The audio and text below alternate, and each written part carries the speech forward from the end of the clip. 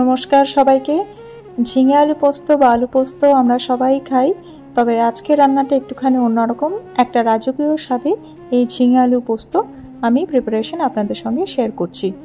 আলু, ঝিঙে, টমেটো, পেঁয়াজ কুচি, আদা রসুন বাটা, তার সঙ্গে কারি পাতা, কাঁচা লঙ্কা আর অন্যান্য উপকরণ তো আছেই, তবে মূল উপকরণ যেটা এটা হচ্ছে পোস্ত। আমি চাইছি পোস্ততে একটুখানি দানা যেন থাকে, মানে পোস্তটা যখন মিক্স করব সামান্য একটু দানা দানা যেন গালে পড়ে, সেই জন্য আমি পোস্তটা আগে থেকে ভিজিয়ে রাখিনি। নিয়েছি একটা শুকনো লঙ্কা আর সামান্য একটু নুন।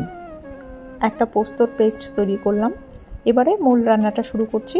প্রথমেই একটা প্যানেতে সামান্য একটু সর্ষের তেল গরম করে আলুটাকে ভেজে নিচ্ছি। আলু বেশ 70% হয়ে গেলে ওতে ঝিঙের টুকরো অ্যাড করছি এবং তারপর নুন আর হলুদ দিয়ে ঝিঙেটাকে আর আলুকে খুব ভালো করে ভাজা করে একটা আলাদা পাত্রে তুলে রাখবো। ঝিঙে আলুটা ভাজা হয়ে গেছে। এবারে ওই একই পাত্রে আমরা বাকি রান্নাটা করব। বেশ খানিকটা পরিমাণ সর্ষের তেল আবারও দিলাম। সর্ষের তেল গরম হলে ওতে ফোড়নে দিচ্ছি শুকনো লঙ্কা, একটা এলাচ, 1 চামচ মতন কালো সর্ষে, কালো জিরে, সামান্য একটু কারি পাতা, কাঁচা লঙ্কা আর বেশ খানিকটা পরিমাণ পেঁয়াজ কুচি। পেঁয়াজটাকে বেশ লাল করে ভাজতে হবে, তাই সামান্য একটু নুন দিলাম যাতে পেঁয়াজটা খুব ভালো করে তাড়াতাড়ি মজে যায়। পেঁয়াজটা বেশ লাল রঙের হয়ে এলে আমাদের যে আদা রসুন পেস্টটা ওটা অ্যাড করে দিচ্ছি। যতক্ষণ না আদা রসুনের একটা কাঁচা গন্ধ আছে ওটা কেটে যাচ্ছে ততক্ষণ আমাদের ভাজতে হবে। তারপর অ্যাড করলাম টুকরো করে কেটে রাখা টমেটো। তার সঙ্গে দিয়ে দিলাম সামান্য একটু গুঁড়ো মশলা, হলুদ গুঁড়ো আর লঙ্কা গুঁড়ো। আর কোনো মশলা লাগছে না এই রান্নাতে।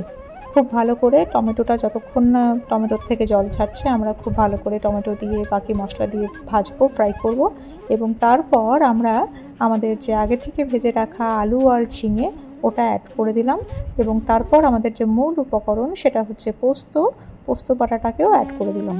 এই পোস্ত বাটা অ্যাড করার পর আমরা কিন্তু প্রায় 5 থেকে 10 মিনিট পুরো সমস্ত সবজির সঙ্গে যেন মিক্স হয়ে যায় পোস্ত বাটাটা এবং বাকি মশলাগুলো, আমরা 5 থেকে 10 মিনিট কিন্তু এটাকে কষাবো।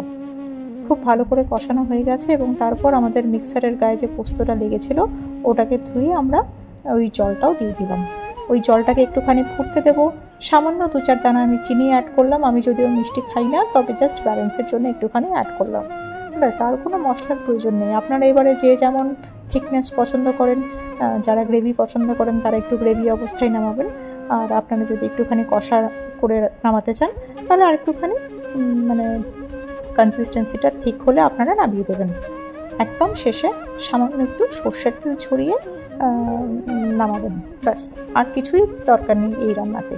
আপনারা গরম ভাত, রুটি, নান সব কিছুর সঙ্গেই ট্রাই করতে পারেন এই রান্নাটা, ভীষণ ভালো যাবে।